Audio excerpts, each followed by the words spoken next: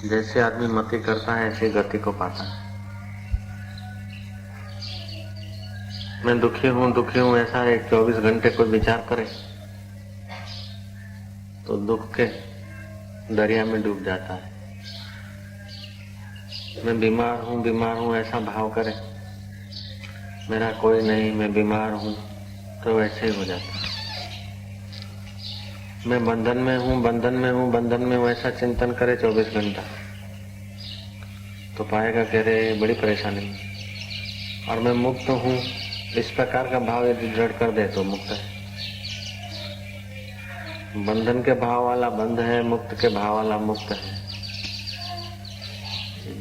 ईसा के भाव वाला ईसा है, मोहम्मद के भाव वाला मोहम्मद का भक्त है, हिंदुत्व के भाव वाला हिंदू है, पारसी के भाव वाला पारसी है। सब भाव ही तो है।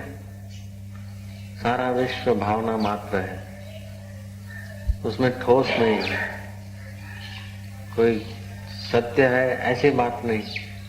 उसी परमात्मा की सत्ता से जो वृत्ति फुरती है और जैसे जैसी कल्पना होती है ऐसा सत्य हो भासता है। तो परमात्मा जो है शुद्ध है और उस शुद्ध परमात्मा में जो कलना हुई उस कलना से ही जगत भासता है। शुभ अशुभ, सत्य असत्य, ये कलना को जो मोड़ देता है वो साक्षात्कार कर लेता है। कलना को जो देख लेता है, कलना माना क्या? पूर्णा भावना। अब जब दुख आता है तो समझ लो कि दुख की भावना आई है, दुख तो कहीं है नहीं, दुख की भावना है। दुख कितना ही पड़े और तुम्हारा भाव नहीं उठता तो दुख नहीं डाले।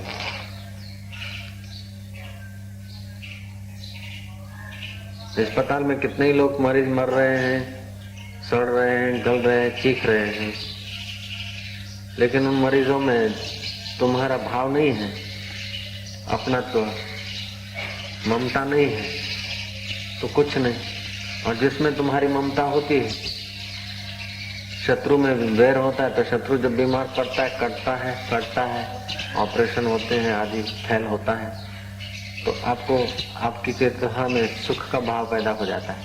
हर उससे बोले और जब मित्र को सुख मिलता है तो आपके अंदर सुख का भाव पैदा होता है। कि जगत भावना मात्र है। वेदांत पढ़ना चाहिए, वेदांत बुद्धि, लेकिन वेदांत सुनकर मनन करना चाहिए, नहीं तो रोते ही रहेंगे चाहे कितना भी ध्यान हो जाए। जब तक वेदांत का मनन नहीं होता, आत्मज्ञान का मनन नहीं होता, इस परमात्मा चेतना की कलना का रहस्य आदमी नहीं समझता, उस रहस्य में टिकता नहीं, तब तक ये कलनाओं के चक्कर में मारा फिरता है।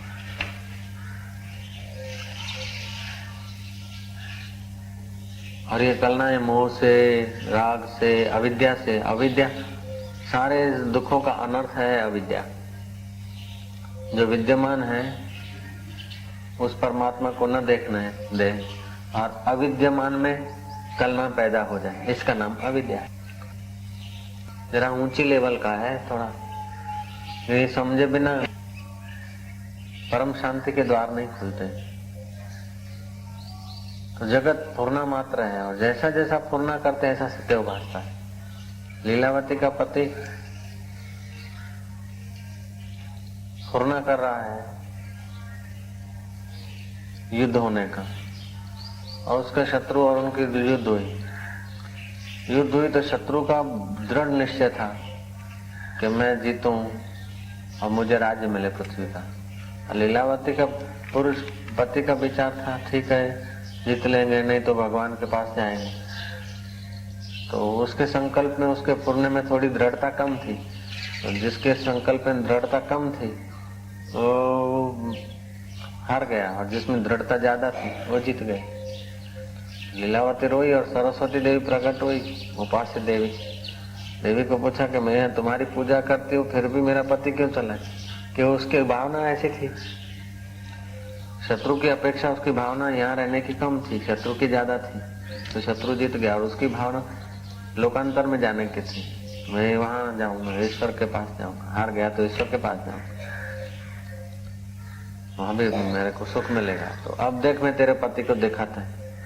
तो लीलावती का अंतवाहक शरीर लेकर सरस्वती आकाश में उड़ी और जहाँ उसका पति मरकर अपने भावना के अनुसार वहां भी वो देख रहा था। जैसे आप सपने में भावना के अनुसार राज्य देखते हैं, वजीर देखते हैं, तख्त देखते हैं, गादी नशीन अपने को देखते हैं जैसे स्वप्न में, ऐसे ही लोकांतर में उसका पति भावना के बल से देख रहा था। तब लीलावती कहती है कि ये क्या बात है, मेरा पति इधर कैसे, और ये सब वजीर और उनके इधर उधर के जय घोष करने वाले। बोले सारा जगत भावना मात्र है। उस चेतन परमात्मा ने जैसे जैसे आदमी भावना करता मरने के बाद भी ऐसे ही दिखता है। एक माई जा रही थी, मस्त फकीर थी, ब्रह्मज्ञानी थी माई। एक हाथ में उसे पानी था, दूसरे हाथ में आग थी। पंडितों ने पूछा, मुल्ला मौलवियों ने, कि कहाँ जाती है? उसने कहा कि मैं जाती हूँ तुम्हारे स्वर्ग को आग लगाने, तुम्हारे बिस्त को आग लगाने जाती हूँ, और तुम्हारे दोजक को जरा पानी छांट के ठंडा बनाने जाती हूँ। बिस्त को आग लगाने जाती हूँ और दोजक को शीतल करने जाती हूँ। मतलब वो फकीर मस्त फकीर थे कि तुम्हारा भावना में ही बिस्त है और भावना में ही दोजक है, तो इन दोनों को, जो दोजक की भावना है, दुख की भावना है, उसको पानी डालकर हटाती हूँ, और जिसमें सुख की भावना है उसको आग लगा के पूरा कर देती हूँ। भावनाओं से हम भ्रमित हो रहे थे, मैं स्वर्ग में जाऊं। फिल्म में भी तो भावना होती है, तब मजा आता है। हा हा हा हा हा हा हा, भावना ही होती है तभी मजा आता है। दुराचार में भी जब कुभाव होता है तब मजा आता है, सदाचार में स्वभाव होता है तब मजा आता है, और मौन में भी, एकांत में भी जब समझ का भाव होता है तो एकांत में मजा आता है। पापी आदमी को मजा नहीं आएगा, ना समझ आदमी को मौन में मजा नहीं आएगा। शरीर से तो चुप रहेगा, फिर भी मन से तो चलता रहेगा। तो मन के चलन को जो देखता है उसका मन रुक जाता है। भोला बाबा कहते हैं, मन मार देता धीर सो भवबंध से छूट जाए। जो मन को मार देता है, मन के कल्पनाओं को, संकल्पों को हटा देता है, संकल्पों को देख के संकल्पों से अपना पिंड छुड़ा देता है, वो उतर जाता है। बाकी तो कोई ईसा की भावना से ईसा का भगत है, कोई राम की भावना से राम का भगत है, कोई देवी की भावना से देवी का भगत है, कोई झूलेलाल की भावना से झूलेलाल का भगत है, कोई विषयों की भावना से विषयों का भगत है। तो विषयों का भगत विषय होता है, पामरों का भगत पामर होता है, देवताओं का भगत देवताओं तक जाता है, भगवान की आकृति वाला भगत भगवान की आकृति जैसे उसमें जाते हैं लोकांतर में। लेकिन जो भगवान की असलियत को जानता है वो भगवान की असलियत में समा जाता है। पहले जिस प्रकार का आपको ज्ञान होता है, जिस प्रकार की भावना होती है, उसी प्रकार आप पहुंच जाते हैं। भावना हुई मोटेरा आने से तो कहाँ अपना वो मैसाने से दूर गांव, कहाँ इधर। तो कलना जब संसार में होती है तो हम संसार में, जब दुख में होती है तो हम दुख में होते हैं। कलना जब रोग में होती है तो हम रोगी होते हैं। शरीर को रोग है और तुम्हारी कलना कुछ अच्छा चिंतन कर रही है तो आपको रोग का दुख नहीं होगा। राजेंद्र बाबू को फोड़ा हो गया था, राष्ट्रपति राजेंद्र बाबू। तो नस्तर रखने के लिए डॉक्टर आया, उसने कहा कुछ इंजेक्शन मारे आप, ऐसा क्लोरोफॉर्म का कुछ उपयोग करे शरीर पर, आपको पेन होगा नहीं तो। राजेंद्र बाबू ने कहा ठीक है, ऑपरेशन करना है करो।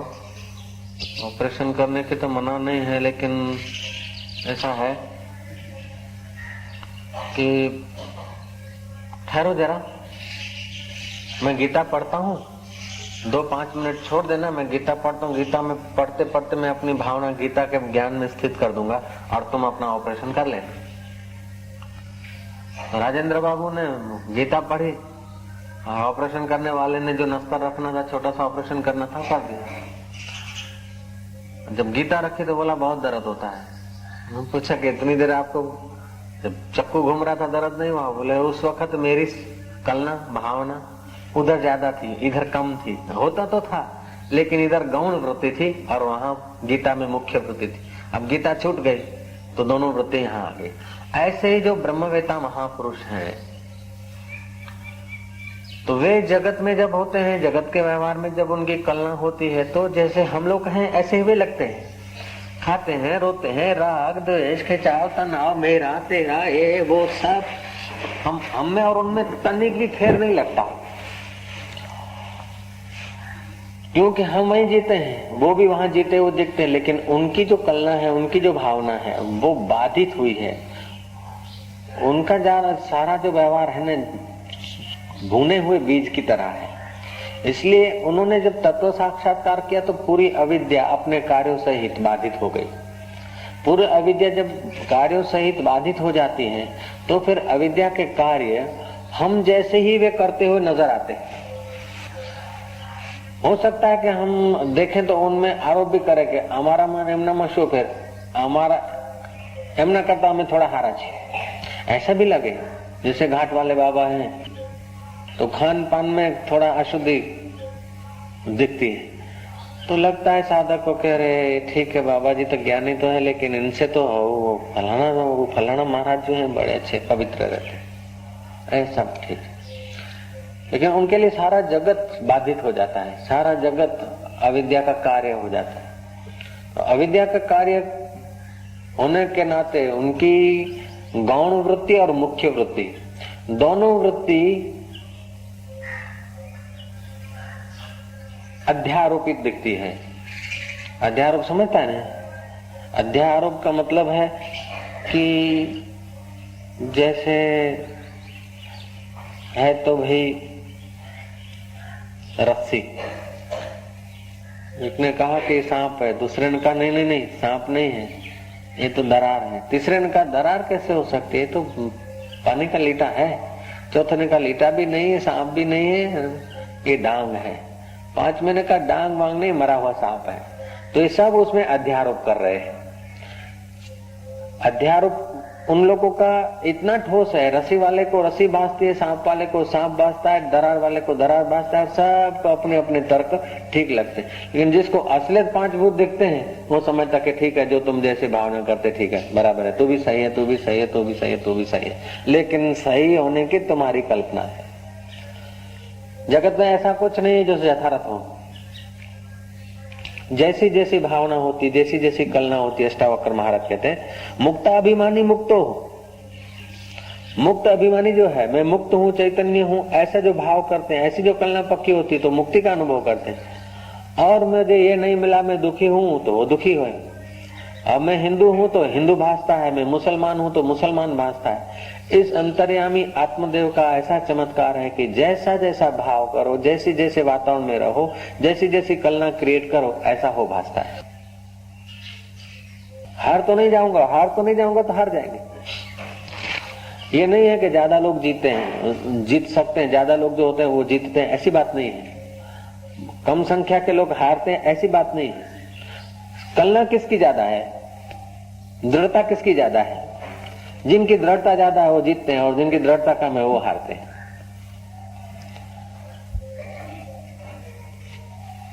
सिकंदर के पास एक टैक्ट थी।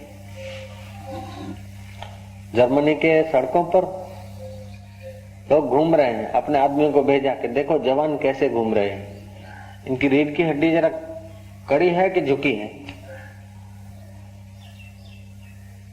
झुके हुए चलते हैं या मर्दानगी से चलते हैं, सर्वे करो।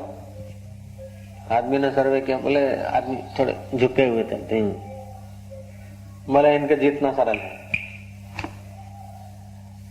क्योंकि उनके कलना, उनका भाव दबा हुआ भाव है, आपड़ू काम नहीं, आपड़ू गजू नहीं। God helps those who helps themselves. परमात्मा उसे मदद करता है जो अपने आप को मदद करता है। हिम्मते बंदे मददे खुदा, बेहिम्मत बंदो बेजार खुदा, कहावत है। तो ऐसा नहीं है कि तुम बेहिम्मत होते हो और वहीं कोई आकाश पाताल में कोई खुदा नाराज हो जाता और फिर आदमियों को भेजता कि इसको हरा दो। तुम हिम्मत करते हो तो कोई आकाश का खुदा राजी हो जाता और अपने गुप्तचर भेज देता और तुम्हें मदद करता है। नहीं, ऐसी बात नहीं। तुम्हारे भाव ही तुम्हें मदद करते हैं और तुम्हारे भाव ही तुम्हें गिरा देते हैं। कोई आकाशचारी आकर तुम्हें उठाता नहीं और कोई गिराता नहीं। वेदांत को समझो तो जीने में इतना मजा आता है, जीतने में इतना मजा आता है, हारने में इतना मजा आता है, महाराज क्या कहा जाए। एक अलमस्त तप्तवेता फकीर घूम रहे थे जंगल में अपनी निजानंद की मस्ती में। बोकोजू उसका नाम। बोकोजू को अटकते थे। बोकोजू को 8 आदमियों ने देखा जिनका धंधा था जंगल में से आदमी पकड़ के ले जाना और गुलाम करके उसको बेच देना। मनुष्य अपहरण करते थे। बोकोजू को देख के वो डर गए। बोकोजू ने कहा, क्या बात है, मैं स्वयं निर्भय हूं, मेरे को देखकर भयभीत होने की क्या जरूरत है? आइए आइए, क्या काम है, कैसे आना हुआ? इधर मेरे तरफ आ रहे थे, मेरी नजर पड़ते ही आप पीछे आ गए, क्या बात है, आइए। उन्होंने कहा, हम आ नहीं सकते, हिम्मत नहीं होती, मुझसे तुम्हारे से डर लगता है। बोले, तुम 8 हो, मैं 1 हूं, मेरे पास हथियार भी नहीं है, क्यों डर रहे? डर लग रहा है क्या? बस तुम मारोगे तो नहीं? बोले, मारेंगे नहीं, आइए आइए। न हम मारते हैं न मार खाते हैं, बताओ आओ क्या बात है। आए। बोकोजू ने पूछा, कैसे है, क्या धंधा है, क्या करते हो, क्यों आए? बोले, धंधा हम क्या बताएं, हम आदमी पकड़ते हैं और उसको गुलाम करके बेचते हैं और हमारा इरादा था कि तुम्हें पकड़े, लेकिन तुमको देखकर हिम्मत नहीं होती तुम्हारे नजीक आने की। अब वो 8 आदमी है और गुंडे हैं, उनका स्वभाव है मनुष्य पकड़ना, अपहरण करना। लेकिन बोकोजू एक ऐसी सत्यता पर खड़े हैं जहां उनकी वृत्ति बूढ़ी हो जाती। बहुसंख्या से यदि होता तो उनके पास हथियार है, 8 आदमी हैं और बोकोजू अकेले हैं। बहुसंख्या सफलता का चिन्ह नहीं है, दृढ़ता सफलता का चिन्ह है। एक आदमी यदि अपने स्वरूप में टिक जाए अच्छी तरह से और वो अड़ जाए कुछ करने को, एक ही आदमी, केवल एक आदमी, 2-4 नहीं, उसकी पार्टी के आदमी नहीं, 10-20 नहीं, एक ही व्यक्ति, केवल एक व्यक्ति, और जिसको सब लोग तिरस्कृत करते हैं, कोई उसको सहाय नहीं देता, ऐसा एक व्यक्ति यदि डट जाए अपने स्वरूप में तो समस्त ब्रह्मांड उसकी सहाय करने को बाध्य हो जाएगा। सारे दुनिया के लोग उसके पक्ष में होने को बाध्य हो जाएंगे, पहले हिलाएंगे, अब हिला नहीं तो, मैं डट जाने को कहता हूं, हिला नहीं तो सारा संसार उसको सहाय करने को बाध्य है। भोग में न हिला, स्त्री में न हिला, धन में न हिला और अपने असूल पर अडिग रहा तो दुनिया उसकी हाँ में हाँ मिलाने को बाध्य होगी ही। लाचार होकर उनको सहयोग देना पड़ेगा। कथा आती है पंचदशी में।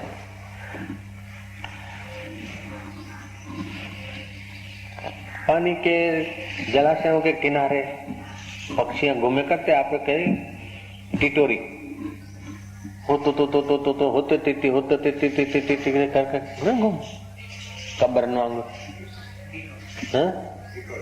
टिटोड़ी, गुजराती में टिटोड़ी कहे, सिंधी में लाए छातना।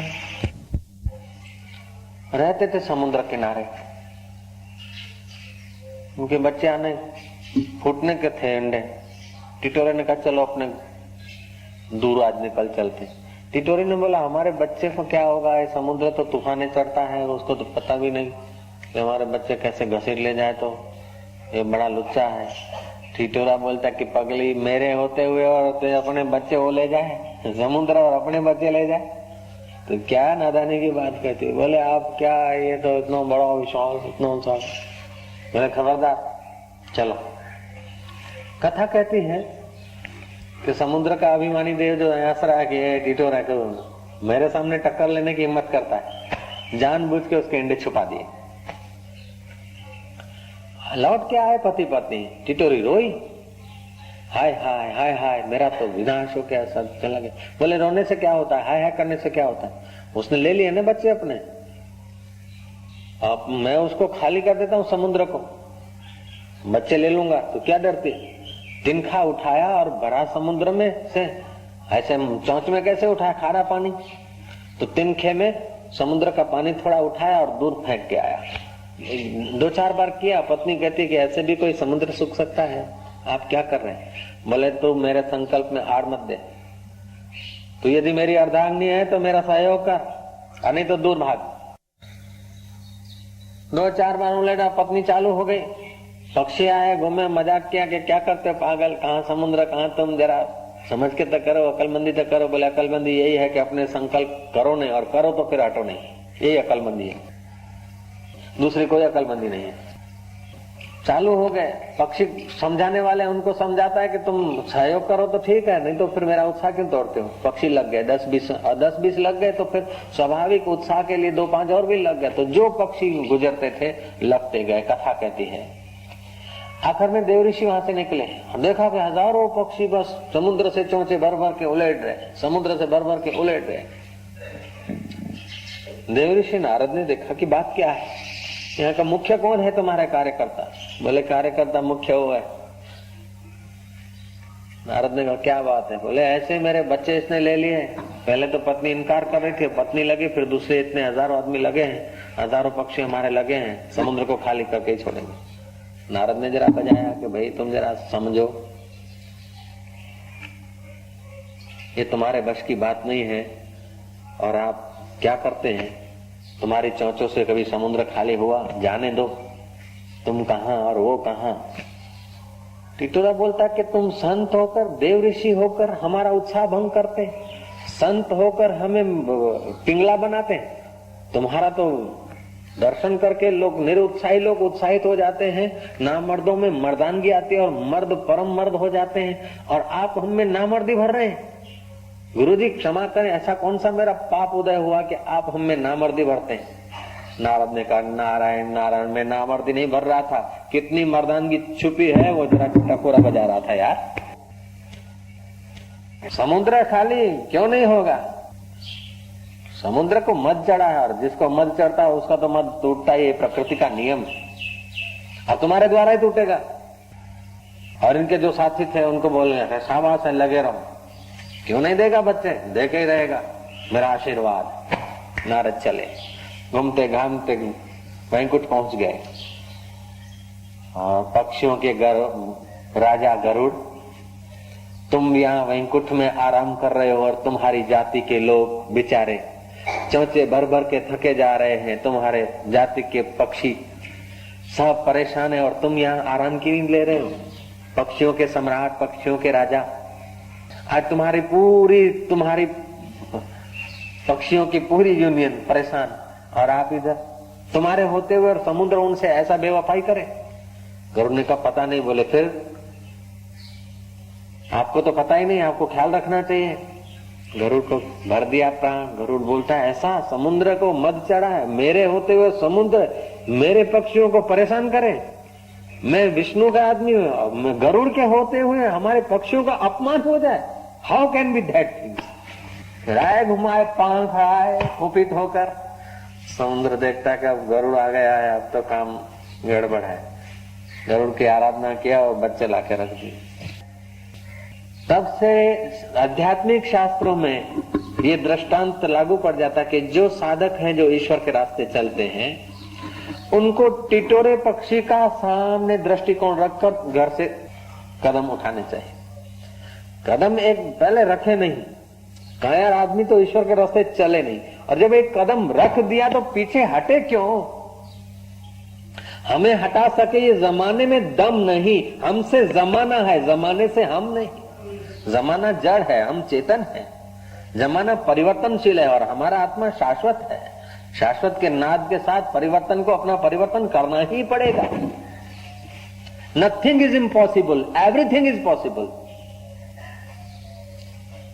नहीं થાય, આપણું કામ નહીં, આપણું ગજુ નહીં, એ તો બાયલા વેળા જેના ચિત્તમાં હોય એ પોતાના ચિત્તની વૃત્તિઓ પોતે જ કાપતો છે।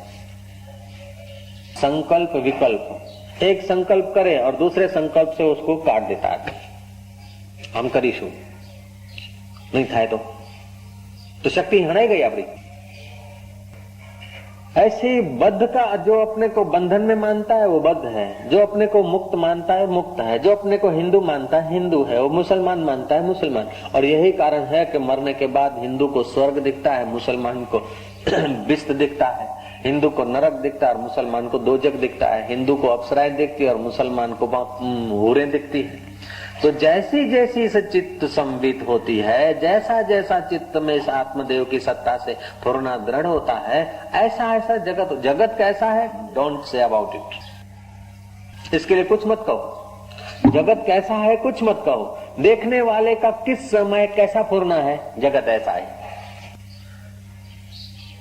किसी ने भूत के दर्शन किए हैं, किसी ने रात को भूत देखा है, तो उसको झूठा मत मानो, क्योंकि उसने कल्पनाओं से सुना है और उसका मन, उसकी वृत्तियां नियंत्रण छोड़कर भूत की आकृति ले बैठी है। किसी ने रात को ईसा के दर्शन किए हैं, ईसा मर गए और बाद में उसको ईसा मिले हैं, तो सही कह रहा है। जो मर गए ईसा वो तो नहीं आया, लेकिन इसके मन में जो ईसा बैठ गया वो नियंत्रण खोलकर रात को खड़ा हो गया। किसी को कृष्ण दिख रहे हैं तो झूठ नहीं बोल रहा है। कृष्ण जो बंसीधर थे, जो मूर्ति दिखती है, वो मूर्ति तो अमूर्त में खो गई, लेकिन तुमने मूर्ति देख देख कर इस आत्मदेव की सत्ता से चित्त में मूर्ति फिट कर दी। तुमको वो कृष्ण मूर्ति मुस्कुराता हुआ, गुनगुनाता हुआ, गीत गाता हुआ, नजदीक आता हुआ दिखेगा। मीरा की कल्पना जब दृढ़ीभूत होती थी तो कृष्ण मुस्कुराते हुए नजदीक आते थे, और कल्पना जब विच्छेद हो जाती थी कुटुंबियों के कारण या वातावरण के कारण, या कल्पना एक जैसी रहती भी नहीं, तो कल्पना जब खो जाती तो कृष्ण अदृश्य हो जाते, फिर मीरा रोती।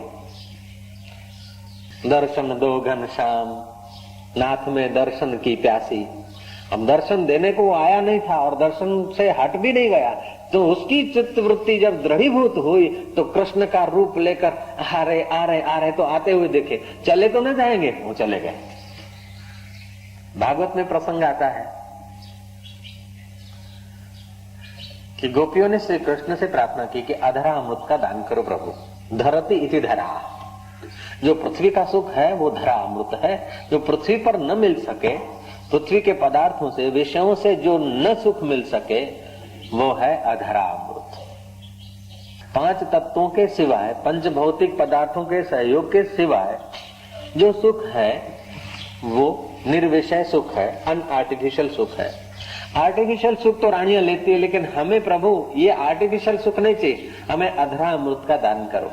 और श्री कृष्ण ने बंसी बजाई, बंसी के नाद से उनकी चित्त की वृत्तियां जो फैली हुई थी वो एकाग्र हो गई। अब एकाकार हो गए तो आनंद आने लगा। आनंद आने लगा किससे आने लगा? बंसी से नहीं, बंसी एक माध्यम बनी। बिखरी हुई तुम्हारी संवित, बिखरी हुई तुम्हारी वृत्तियां तदाकार हुई, और कृष्ण में श्रद्धा थी, भाव था। जहां श्रद्धा और भाव होता है वहां तदाकार वृत्तियां जल्दी होती। इसीलिए आध्यात्मिक जगत में शर्त रखनी पड़ती है कि श्रद्धा है कि नहीं है।